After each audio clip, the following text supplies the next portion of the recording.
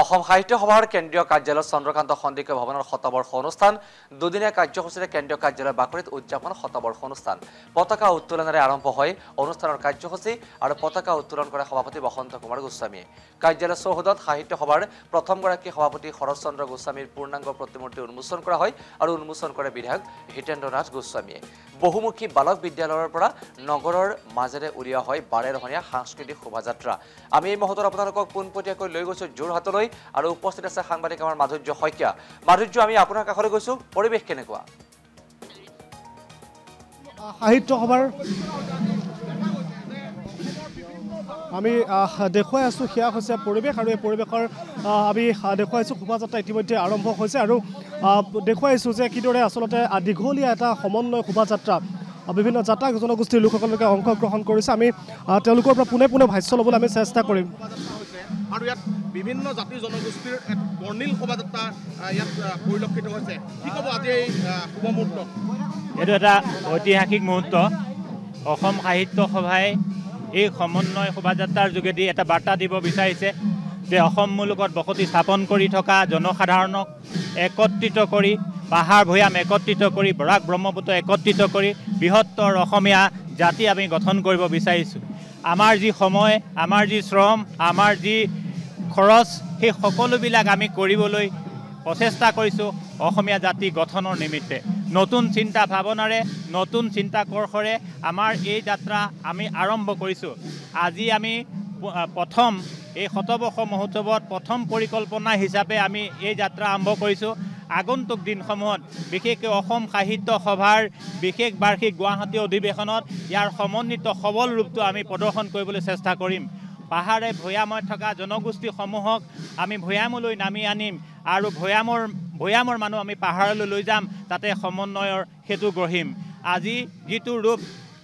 পৰিদৃশ্য কৰা হৈছে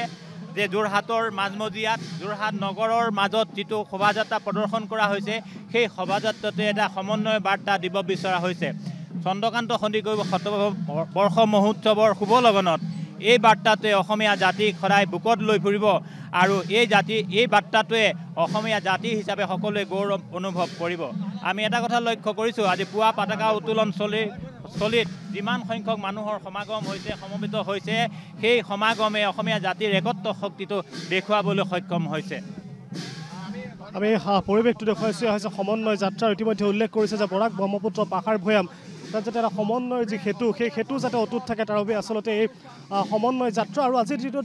কেন্দ্ৰীয় কাৰ্যালয় চন্দ্ৰকান্ত সন্দিকৈ ভৱনৰ শতবৰ্ষ মহোৎসৱ সেই শতবৰ্ষ মহোৎসৱৰ এই যি আচলতে সমন্বয় শোভাযাত্ৰা এই মুহূৰ্তত অসম লাইভ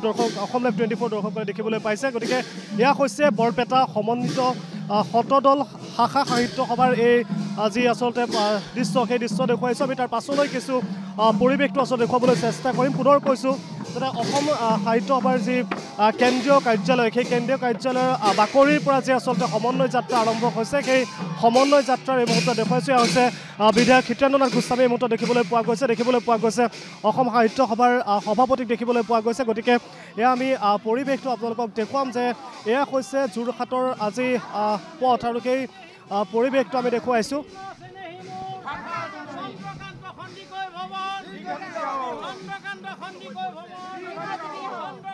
এয়া হৈছে প্ৰতীকী ৰূপত আচলতে উপস্থাপন কৰা হৈছে চন্দ্ৰকান্ত সন্দিকৈ ভৱন আৰু অসম সাহিত্য সভাৰ সমন্বয় শোভাযাত্ৰাত বিভিন্ন শাখা সাহিত্য সভাসমূহে তথা জনগোষ্ঠীয় সাহিত্য সভাৰ সভাপতিসকলে অংশগ্ৰহণ কৰিছে এয়া আমি দেখুৱাইছোঁ সেই দৃশ্য যে কিদৰে আচলতে সভাপতিসকলে শোভাযাত্ৰাত অংশগ্ৰহণ কৰিছে আৰু দুখনকৈ বাহনত ইতিমধ্যে জনগোষ্ঠীয় সাহিত্য সভাৰ যিসকল সভাপতি সেই সভাপতিসকল আগবাঢ়ি গৈছে সেয়া দেখুৱাইছোঁ এয়া হৈছে কেন্দ্ৰীয় কাৰ্যালয়ৰ যিসকল লোক আছে তেওঁলোকে ইতিমধ্যে দেখুৱাই আছোঁ যে অসম সাহিত্য সভাৰ আৰু আমি সেয়া দেখুৱাম যে আমি সেয়া পৰিৱেশটো দেখুৱাম আৰু আমি কিছু পাছলৈ গৈ আমি দৃশ্যাংশ দেখুৱাম এয়া হৈছে চন্দ্ৰকান্ত সন্দিকৈ ভৱনৰ যি শতবৰ্ষ মহোৎসৱ সেই শতবৰ্ষ মহোৎসৱৰ দৃশ্যাংশ দেখুৱাই আছোঁ যোৰহাট জিলা সাহিত্য সভা শিৱসাগৰ জিলা সাহিত্য সভাৰ দৃশ্যাংশ আমি মুহূৰ্তত দেখুৱাইছোঁ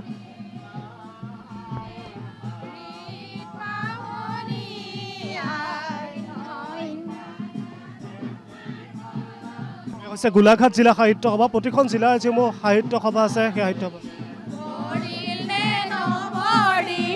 ৰাধা তোমাৰ কলচি জুমুৰাই দেখিবলৈ পোৱা গৈছে সেয়াও আমি দেখুৱাইছোঁ বিভিন্ন জাতি জনগোষ্ঠীসমূহৰ যিসমূহ ৰীতি নীতি যিসমূহ পৰম্পৰা যিসমূহ আচলতে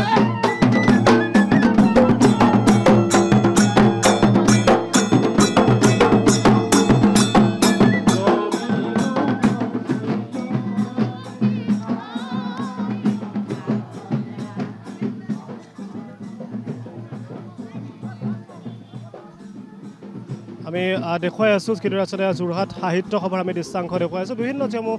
পৰম্পৰা আছে বিহুকে আদি কৰি বিভিন্ন কৃষ্টি সংস্কৃতি যি আচলতে দেখিবলৈ পোৱা গৈছে সেয়া দেখুৱাই আছোঁ যে শাখা সাহিত্য সভাসমূহ অংশগ্ৰহণ কৰিছে জিলা সাহিত্য সভাসমূহ অংশগ্ৰহণ কৰিছে সমান্তৰালভাৱে জনগোষ্ঠীয় যিবোৰ সাহিত্য সভা আছে সেই সাহিত্য সভাৰ সভাপতিসকলে বা বিভিন্ন প্ৰতিনিধিয়ে ইয়াত অংশগ্ৰহণ কৰা দেখিবলৈ পোৱা গৈছে গতিকে আমি দেখুৱাম অসমীয়া জাতিৰ প্ৰাণ বিহু দেখিবলৈ পোৱা গৈছে আৰু আমি সেই পৰিৱেশটো দেখুৱাইছোঁ যে ৰমণী চৰা জয়া ৰমণী চৰা যোৰহাট সেয়া আমি দেখুৱাইছোঁ